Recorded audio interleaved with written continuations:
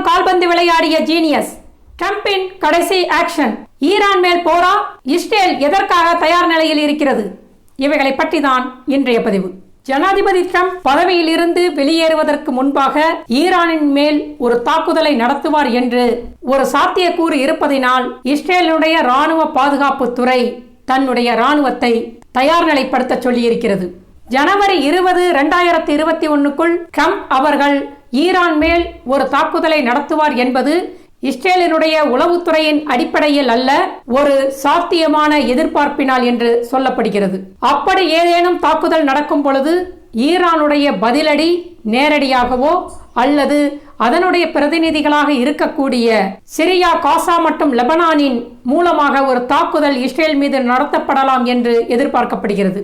New York times சமீபத்தில் Trump தனது தேசிய பாதுகாப்பு குழுவின் உறுப்பினர்களுடன் ஈரானின் மேல் என்ன மாதிரியான நடவடிக்கை எடுப்பது என்பது குறித்து ஆலோசித்திருக்கிறார் என்று தெரிவித்திருக்கிறது. அந்த ஆலோசனையில் ஈரானுடைய நடான்சாவில் இருக்கின்ற யுரேனிய செறிவூட்டல் நிலையத்தை தாக்க ஒரு வாய்ப்பு இருக்கிறதா என்று ஆலோசித்திருக்கிறார். ஈரானுடைய பலமான யுரேனிய இருப்புகள் குறித்து சர்வதேச அணுசக்தி முகமை அறிக்கை விளக்கமளிக்கப்பட்ட பின்னர் இப்படி ஒரு யோசனையை ட்ரம்ப் எழுப்பினார் என்று அது குறித்திருக்கிறது. ஆனால் துணை ஜனாதிபதி பென்ஸும் வெளியுறவுத்துறை செயலர் பாம்பியோவும் இது போன்ற எந்த ஒரு நடவடிக்கையிலும் இப்போது ஈடுபட வேண்டாம் என்று எச்சரித்தார்கள் என்றும் அது குறிப்பிட்டிருக்கிறது. ஈரானை நேரடியாக தாக்குவது என்பது மிக ஆபத்தானது என்று ட்ரம்ப் அவர்கள் உணர்ந்திருக்கிறார். வேறு வழிகளை கருத்தில் கொண்டுதான் சில செயல்பாடுகளை அவர் அரங்கேற்றி வருகிறார். அதன்படி ட்ரம்பினுடைய ஆக்டிங் பாதுகாப்பு செயலரும் இஸ்ரேலுடைய பாதுகாப்பு மந்திரியும் ஈரான், சிரியா மற்றும் பாதுகாப்பு பிரச்சனைகள் குறித்து விவாதித்திருக்கிறார்கள். இஸ்ரேல் பிரதமரும் சவுதி அரேபிய இளவரசரும் சமீபத்தில் சந்தித்து ஈரானை குறித்து உரையாடி இருக்கிறார்கள். அத்தோடு ஈரானை பற்றி விவாதிக்க பாம்பியோ அவர்கள் இஸ்ரேல் மற்றும் பல வளைகுடா நாடுகளுக்கு விஜயம் செய்திருக்கிறார். எல்லா வாய்ப்புகளும் ரெடியாக இருக்கின்றன என்று இஸ்ரேலிய அதிகாரிகள் தெரிவிக்கின்றார்கள். பாம்பியோ வளைகுடா நாடுகளில் விஜயத்தில் இருந்தபோது அமெரிக்காவினுடைய மத்திய ராணுவ கட்டளை B-52 குண்டு வீச்சாளர்கள் ஆக்கிரமிப்பை தடுக்க அமெரிக்க பங்காளி நட்பு நாடுகளுக்கு பாதுகாப்பை உறுதியளிப்பதற்காக நீண்ட தூர பயணத்தை நடத்தியதாக அறிவித்தது. இதை ஒரு சமிச்சையாக ஈரான் கருதுகிறது. ஈரானுடைய தலைமை ஆலோசகர், எதிர்கால ஜனாதிபதி வேட்பாளர் என்று அறியப்படுகின்ற ஹுசைன் டெகான் ஈரானுக்கு எதிராக அடுத்து அமெரிக்காவினுடைய நடவடிக்கை என்னவாக இருக்கும் என்று கேட்கப்பட்ட கேள்விக்கு அமெரிக்கா தாக்கினால் ஒரு முழுமையான போர் மத்திய கிழக்கில் வரும் என்று குறிப்பிட்டிருக்கிறார். அமெரிக்கா ஈரானை தாக்குவதற்கு முன்பாக நிச்சயமாக இஸ்ரேலுக்கு ஒரு தகவலை சொல்லும்.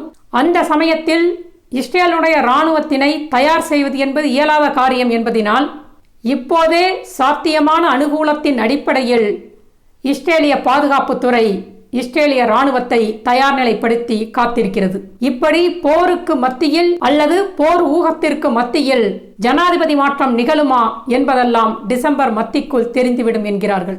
அடுத்து, கடவுளை போல் கால்பந்து விளையாடிய ஜீனியஸ். அவருக்கு பல புனைப்பெயர்கள் இருந்தன. Golden Boy, Moptop, Cosmic Height, God. ஆனால் முரண்பாடாக அவரின் வண்ணமயமான வாழ்க்கை கதாபாத்திரத்திற்கு கொடுத்த உண்மையான பெயர் டியாகோ அர்மாண்டோ மரடோனா. அர்ஜென்டினா நாட்டிற்கே பிடித்த மகனாக உலக கால்பந்தின் மிக புகழ் வாய்ந்த பெரிய கால்பந்தாட்ட வீரருமான மரடோனாவின் வாழ்க்கை ஒரு மாரடைப்பால் முடிவிற்கு வந்தது. அளவுக்கு அதிகமான புகழ், பெருமை, அதிகப்படியான பிரம்மாண்ட வாழ்க்கை என்று வாழ்ந்த மரடோனாவின் தொடக்கம் பியூனஸ் ஊர்ஸ் சேரியை சார்ந்தவர்.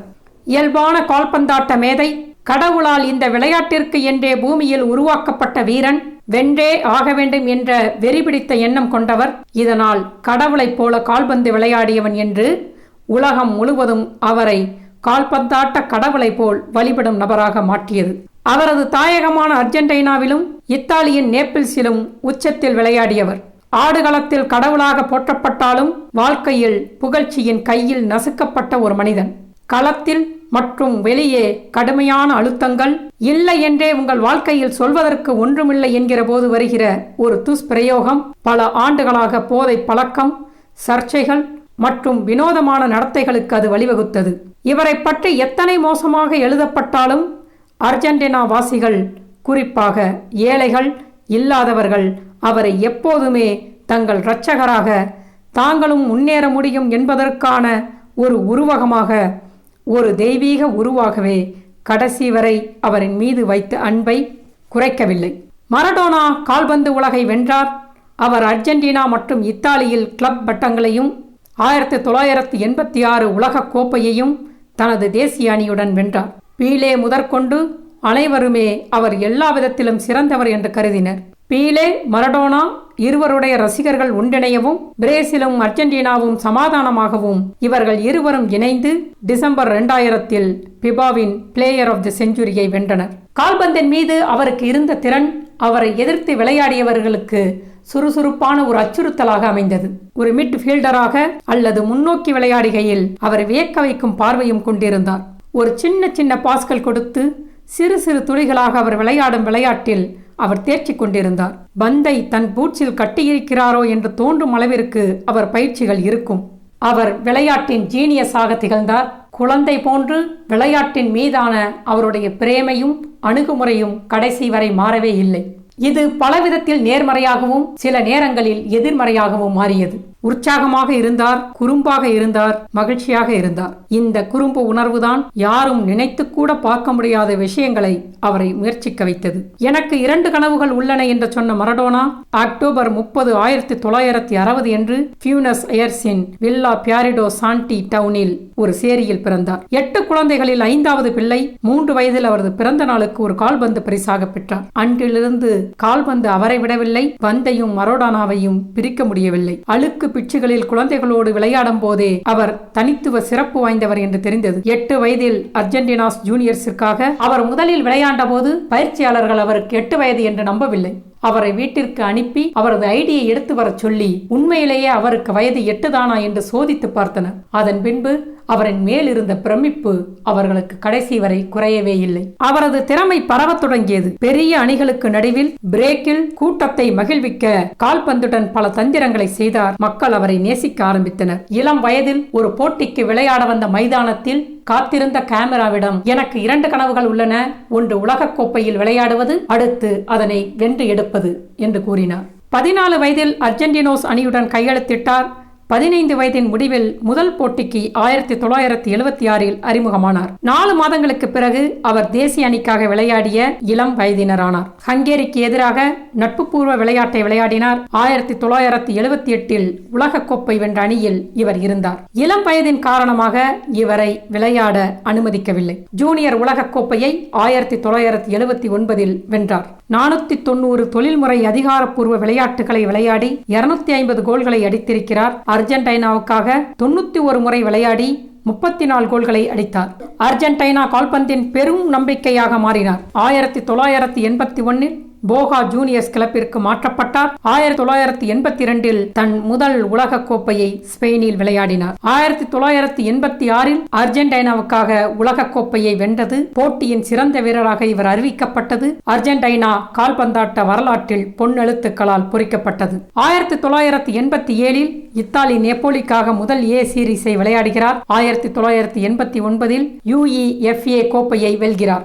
அர்ஜென்டினாவின் ஒவ்வொரு கால்பந்தாட்ட கிளப்பும் அவரை துரத்தினாலும் அவருக்கு அதிகப்படியான பணத்தை தருவதாக சொன்ன போதிலும் அவரது இளம் வயது கனவு போகா கிளப்பில் இணைந்து ஆட வேண்டும் என்பதுதான். அதற்கு ஒரு அடிப்படையான காரணம், அந்த கிளப் வறுமையில் இருந்தாலும் திறமையுடன் இருந்தால் அவர்களை ஊக்குவிக்கும் கிளப்பாக இருந்ததை சிறு வயதிலிருந்தே பார்த்து ஆசைப்பட்டு அந்த கிளப்பில் விளையாட ஒரு கனவாக வளர்த்து கொண்டார். 1981 அந்த போகா கிளப்பில் விளையாடி 40 விளையாட்டுகளில் 28 கோல்கள் அடித்து சாதித்தவர். இந்த சமயத்தில் தான் ஐரோப்பியன் சூப்பர் பவர் பார்சிலோனா இவரை விளையாடுவதற்காக டிரான்ஸ்பர் கட்டணமாக $9 மில்லியன் உலக ரெக்கார்டுகளில் இதுவரை இல்லாத தொகையாக செலுத்தி இவரை அழைத்துக் கொண்டது. கட்டலான் கிளப்பில் மரடோனா மகிழ்ச்சியாக இல்லை. எதிர் ஆட்டக்காரர் பில்போ மரடோனாவின் கணுக்காலை உடைத்தார். இந்த நேரத்தில் தான் போதை மருந்து பழக்கம் வந்தது. அதன் பின்னான பெரிய போராட்டத்திற்கு பின்பு இத்தாலியின் நேபிள்ஸிற்கு விளையாடினார். நேபிள்ஸ் மக்களுக்கு ஒரு கடவுள் போல விளங்கினார். வரலாற்றை அவர் மாற்றினார். அந்த ஆண்டுகளில் மரடோனா வாழ்ந்தது நம்ப முடியாததாக இருந்தது என்று இன்றைக்கும் சிலாகிக்கிறார்கள்.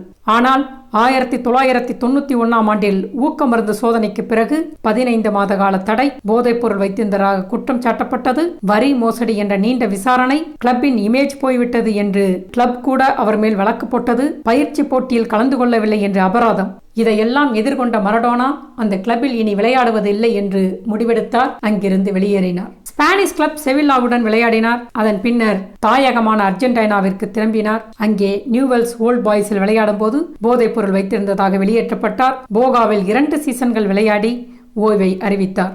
அவரது வாரிசாக மெஸ்ஸியை உருவாக்க வைத்த 2010 உலக கோப்பைக்காக அர்ஜென்டினாவின் பயிற்சியாளராக மாறினார். கடவுளின் கை, நூற்றாண்டின் கோல் என்றெல்லாம் அவரின் 25 வயதில் உலக கோப்பையில் அவர் அடித்த கோல்களுக்காக உலகம் முழுவதும் கொண்டாடப்பட்டவர்.